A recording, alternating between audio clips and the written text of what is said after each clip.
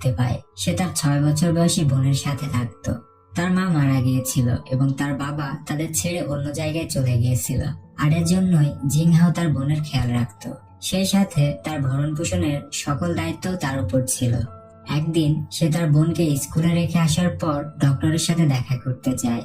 সেখানে আমরা জানতে পারি জিংহাওয়ের বোনের হার্টে কোনো প্রবলেম হয়েছে, আর এই একই অসুখ তার মারও ছিল, আর এই কারণেই সে মারা গিয়েছিল। আর সঠিক সময়ে জিংহাওয়ের বোনেরও যদি অপারেশন না করা হয় তাহলে সেও মারা যাবে। ডক্টর জিংহাওয়ের কাছে অপারেশনের জন্য অনেক টাকা চায়, কিন্তু জিংহাও তো একটি ছোট দোকানে মোবাইল রিপেয়ারিং এর কাজ করত। তার সেখান থেকে এত টাকাও আসে না যা দিয়ে সে তার বোনকে পেট ভরিয়ে খাওয়াতে পারে, অর্থাৎ তার চিকিৎসা তো অনেক দূরের বিষয়। এখন এক রাতে হঠাৎই জিংহাওয়ের এক বন্ধু তাকে কল করে এবং তার সাথে দেখা করার কথা বলে। তার বন্ধু একটি ওয়্যার হাউসে কাজ করত। জিংহাওয়ের বন্ধু তাকে কিছু বক্সের পাহাড় দেখায়, আর এই বক্সগুলোর মধ্যে সেকেন্ড হ্যান্ড ফোন ছিল। এই ওয়্যার হাউসে একজন লোক ছিল, আর ওই লোকটির কোনো এক কারণে জেল হয়ে গেছিল, তাই এই ওয়্যার হাউস এবং এই মোবাইলগুলোর আর কোনো মালিক নেই। এগুলো এখানে এমনিতেই পড়েছিল। জিংহাওয়ের বন্ধু তাকে মোবাইলগুলো নিয়ে যেতে বলে এবং বলে যে মোবাইলগুলোকে ঠিক করে সে যেন সব মোবাইলগুলোকে বিক্রি করে দেয়, আর এ থেকে যে টাকা ইনকাম হবে তার পুরোটাই জিংহাও রেখে দিতে পারে। তবে এর বদলে তাকে আগে থেকে 1,00,000 ইউয়ান দিতে হবে। জিংহাওয়ের এই ডিলটা পছন্দ হয়, তবে তার কাছে তো এত টাকা ছিল না, আর এর জন্যই সে ওই বক্সগুলো থেকে কয়েকটি ফোন নিয়ে নেয় এবং সেগুলোকে বাড়ি নিয়ে গিয়ে নিজের বুদ্ধি খাটিয়ে রিপেয়ার করার চেষ্টা করে। এরপর সে ফোনগুলোর কোয়ালিটি চেক করার জন্য পাঠায়। তখন সে দেখতে পায় ফোনগুলো খুলে গিয়েছে এবং অনেক ভালো কন্ডিশনে রয়েছে। এটা দেখে জিংহাও অনেক খুশি হয়ে যায়। সে ভাবে এই মোবাইলগুলো সব সে কিনে নিবে এবং সেগুলো রিপেয়ার করে বিক্রি করে অনেক টাকা ইনকাম করবে। পরের দিন জিংহাও ব্যাংকে গিয়ে লোনের জন্য অ্যাপ্লাই করে, কারণ তার কাছে 1,00,000 ইউয়ান ছিল না তার বন্ধুকে দেওয়ার জন্য। এরপর সে শপিং মলে যায় একজন মোবাইলের দোকানদারের কাছে। জিংহাও তাকে বলে তার কাছে অনেক মোবাইল রয়েছে, সে সেগুলো ঠিক করে এনে দিবে এবং ওই দোকানদার সেগুলোকে বিক্রি করবে। একসময় তাদের মধ্যে ডিল ফাইনাল হয়ে যায়। জিংহাও তার লাভের হিসাব করে দেখে, যা ছিল 9,00,000 ইউয়ান, আর এটা অনেক বেশি টাকা ছিল। এতে তার বোনের অপারেশনও হয়ে যাবে এবং সেই সাথে তার একটি দোকানও হয়ে যাবে। এভাবেই 2 সপ্তাহ কেটে যায়। এরপর হঠাৎই গভর্নমেন্ট একটি নতুন নিয়ম জারি করে, যেখানে সবাইকে জানানো হয় যে কোনো ধরনের সেকেন্ড হ্যান্ড ফোন আর বেচা কেনা করা হবে না। যদি কেউ বিক্রি করতে গিয়ে ধরা পড়ে তাহলে তার জেল হবে এবং সেই সাথে দোকানও সিল করে দেওয়া হবে। এখন জিংহাও ওই শপ ওনারের কাছে যায় দেখা করার জন্য, যার সাথে তার ডিল হয়েছিল। এই দোকানদার এখন আর জিংহাওয়ের থেকে ফোনগুলো নেবে না বলে জানিয়ে দিয়েছিল। জিংহাও মন খারাপ করে বাড়ি ফেরে, কারণ সে যে ফোনগুলো কিনেছিল সেগুলো আর কেউ এখন কিনবে না, যে কারণে এগুলোর এখন আর কোনো মূল্য ছিল না। জিংহাও শুধু ফোনগুলোর মাঝে 8 থেকে 10টা ফোন বিক্রি করতে পেরেছিল। আর কোনো উপায় না দেখে সে পরের দিনই একটি বড় কোম্পানিতে যায়, যার নাম হলো শাইনিং ইলেকট্রনিক্স, কারণ এটা ওই কোম্পানি ছিল যাদের ফোনগুলোকে জিংহাও ঠিক করে বিক্রি করেছিল। তার কাছে যতগুলো ফোন ছিল সবই ছিল শাইনিং ইলেকট্রনিক্স এর ফোন। জিংহাও সেখানকার ম্যানেজারের সাথে দেখা করে এবং ওইসব ফোনগুলোর ব্যাপারে তাকে জানায়। সে ম্যানেজারকে একটি আইডিয়া বলে যে তারা ফোনগুলোর পার্টস আলাদা আলাদা ভাবে বের করে সেগুলো বাইরের দেশে সেল করতে পারবে। যদিও তারা চায়নাতে এসব বিক্রি করতে পারবে না, তবে অন্য দেশে তারা এসব জিনিসের জন্য অনেক দাম পাবে। এসব কথা শুনে ম্যানেজার তাকে জানায় যে জিংহাও যে ফোনগুলো কিনেছে সেগুলো অনেক পুরনো, তাই যদি সেগুলোকে কোম্পানিতে আনে তাহলে সেগুলো পার্টস কোয়ালিটি চেকের সময় পাস করতে পারবে না। তবে জিংহাও এখানে তাকে অনেক অনুরোধ করে এবং একটি সুযোগ চায়। এতে করে ম্যানেজারটি তার কথায় রাজি হয়ে যায় এবং জিংহাওকে একটি ফোনের পার্টস খুলে আনতে বলে কোয়ালিটি চেকের জন্য। যদিও সে জানতো জিংহাও ফেল করে যাবে, কিন্তু তবুও সে জিংহাও এর মন রাখার জন্য মোবাইলটা আনতে বলে। আর এরপর জিংহাও সেটাই করে। সে অনেক কষ্ট করে মোবাইলের পার্টস গুলোকে আলাদা করে এবং সেগুলোকে প্যাকিং করে ফ্যাক্টরিতে নিয়ে যায়। সেখানে সেগুলোকে চেক করানো হয় এবং সেগুলো কোয়ালিটি চেকে পাসও করে যায়, তাও আবার ভালো কন্ডিশনে। জিংহাও এতে অনেক খুশি হয়ে যায় এবং রিপোর্টস গুলো নিয়ে সে ম্যানেজারের কাছে যায়। ম্যানেজার যখনই শুনতে পায় জিংহাওয়ের জিনিসগুলো কোয়ালিটি চেকে পাস করেছে, তখন সে তার কথা বদলে নেয় এবং সে বলে যে জিংহাওকে এমন কোনো কথাই বলেনি যে তারা তার মোবাইলের পার্টস গুলোকে নিবে। ম্যানেজারের এরকম ব্যবহার দেখে জিংহাওয়ের তার উপর অনেক রাগ হতে থাকে, কিন্তু তার করার মতো কিছুই ছিল না। জিংহাও বুঝতে পারে না যে তার এখন কি করা উচিত। এজন্য সে শাইনিং কোম্পানির মালিকের সাথে দেখা করার জন্য চায়। মালিক তখন অনেক ব্যস্ত ছিল, তার একটি ট্রেনে করে কোথাও যাওয়ার কথা ছিল এবং ট্রেনের সময় হয়ে যাচ্ছিল, তাই সে তার গাড়িতে চড়ে চলে যায়। এদিকে জিংহাও ওই মালিকের সাথে কথা বলার জন্য নিজের মোটরসাইকেলে নিয়ে মালিকের গাড়িটিকে ফলো করতে থাকে। অনেকক্ষণ ধরে ফলো করার পর জিংহাও স্টেশনে গিয়ে পৌঁছায়, আর এরপর ওই ওনার তাকে 10 মিনিট সময় দেয় কথা বলার জন্য। এখন জিংহাও তার প্রস্তাবটি তাকে জানায়। জিংহাও তাকে বলে যে সমস্ত মোবাইলের পার্টসপত্র খুলে তাকে দিবে, সেগুলো তারা ইন্টারন্যাশনাল মার্কেটে বিক্রি করতে পারবে, আর এতে তাদেরও অনেক লাভ হবে। তবে ওনার এখানে জিংহাওকে স্পষ্টভাবে জানিয়ে দেয় সে এসব করতে পারবে না। জিংহাও তখন তাকে বলে যে সে যদি পার্টসগুলোকে আলাদা করে দেয় তাহলে কি সে সেগুলো কিনে নিবে। এতে ওনার রাজি হয়ে যায়। ওনার জিংহাওকে বলে যে সে তাকে অ্যাডভান্স কোনো টাকা দিতে পারবে না, আর না পারবে কোনো লোক দিতে। সবকিছু জিংহাওকে একাই করতে হবে। আর এরপর ওনার জিংহাওকে একটি কার্ড দিয়ে বলে যখন তার কাজ শেষ হবে সে যেন তার ম্যানেজারকে কল করে। জিংহাও স্টেশনে দাঁড়িয়ে ভাবতে থাকে তার এখন কি করা উচিত, কারণ যদি সে এই কাজটি করতে পারে তাহলে সে অনেক টাকা পাবে। তবে নির্দিষ্ট সময়ের মধ্যে এই কাজটি কমপ্লিট করা তার পক্ষে সম্ভব হবে না, আর যদি সে এই কাজে ফেল হয় তাহলে তাকে অনেক কিছু হারাতে হবে, কারণ সে তার টাকা, শ্রম সবকিছু এই মোবাইলগুলোর পেছনে ব্যয় করেছে। এর উপর আবার কিছুদিনের মধ্যে জিংহাওয়ের দোকানও তার থেকে কেড়ে নেওয়া হয়, কারণ সে যে লোন নিয়েছিল সেটা পরিশোধ করতে পারেনি। সে তার মোটরসাইকেলটিও বিক্রি করে দেয়, তার টাকার অনেক প্রয়োজন ছিল। এরপর তার একজন বন্ধুর সাথে দেখা করতে যায় যে কিনা একটি ফ্যাক্টরিতে কাজ করত। জিংহাও তার পায়ে পড়ে, এতে করে তার বন্ধু তাকেও ফ্যাক্টরিতে একটি কাজের ব্যবস্থা করে দেয়, যেটা ছিল জানালার কাজ পরিষ্কার করা।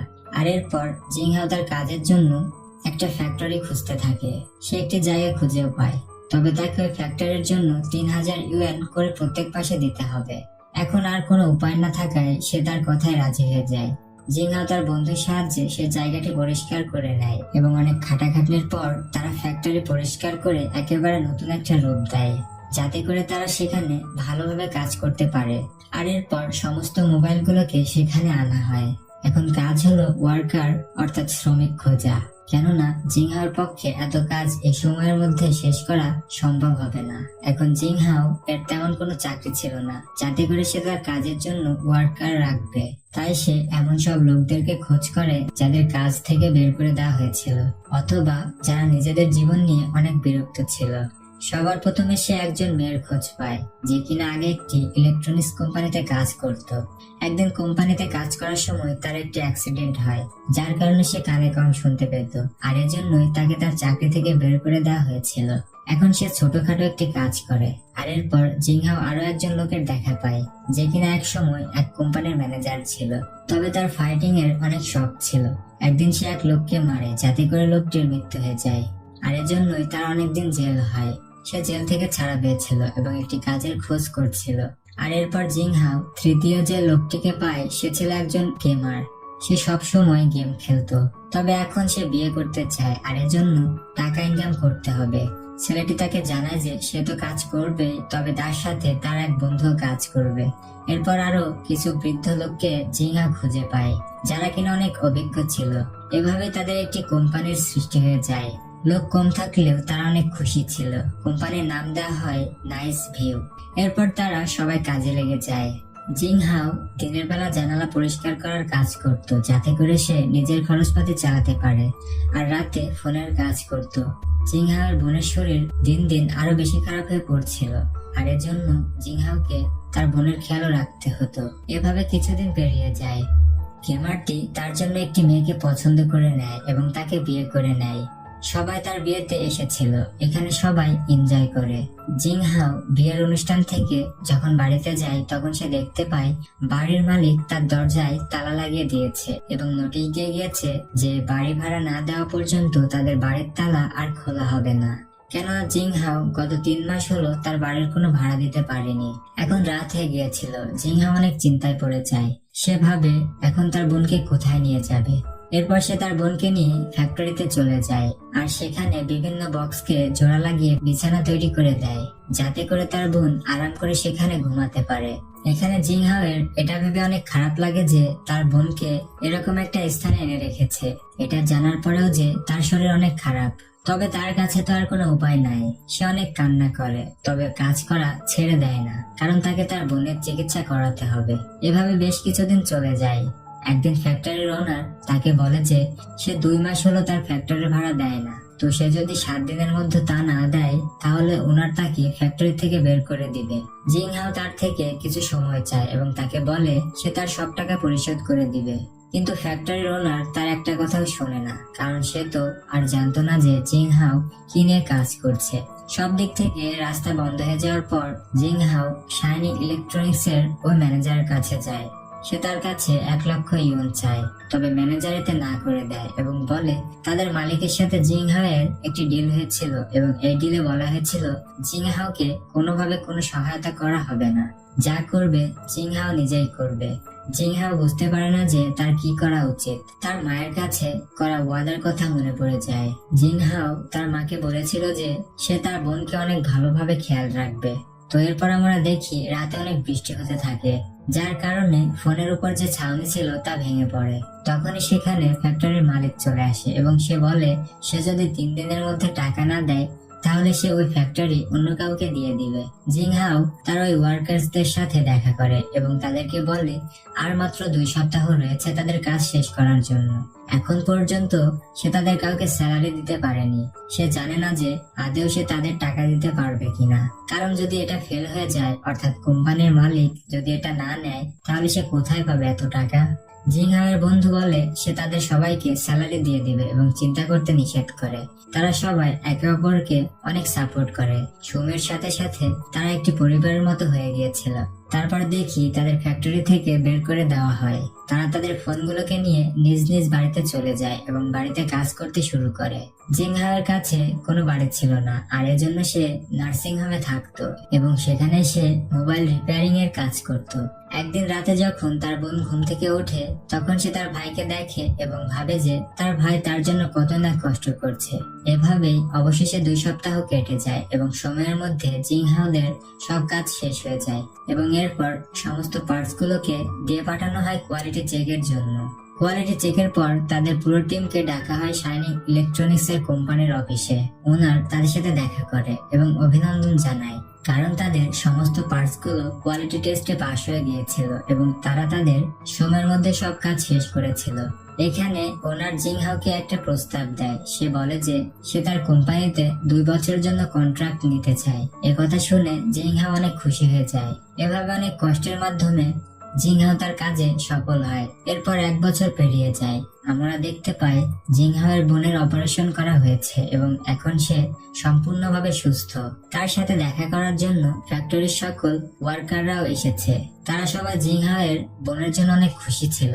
সেই সাথে তাদের সকলের জীবনও এখন অনেক সুন্দর হয়ে গিয়েছে।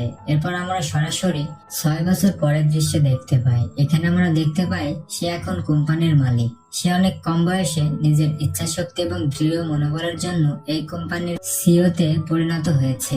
এখন সে অনেক খুশি এবং এর সাথে সাথে মুভিটি এখানেই শেষ হয়ে যায়। এটি একটি শিক্ষণীয় মুভি ছিল, যেখানে আমাদের দেখানো হয়েছে সাকসেসফুল হওয়ার জন্য এজ কোনো ম্যাটার না। সততা ও নিষ্ঠার সাথে কাজ করে গেলে মানুষ যে কোনো বয়সে সফল হতে পারে। আশা করছি আপনাদের কাছে মুভিটির গল্প অনেক ভালো লেগেছে। ভিডিওটি দেখার জন্য ধন্যবাদ। দেখতে থাকুন রাতুল্লাহ এক্সপ্লেনিস্ট।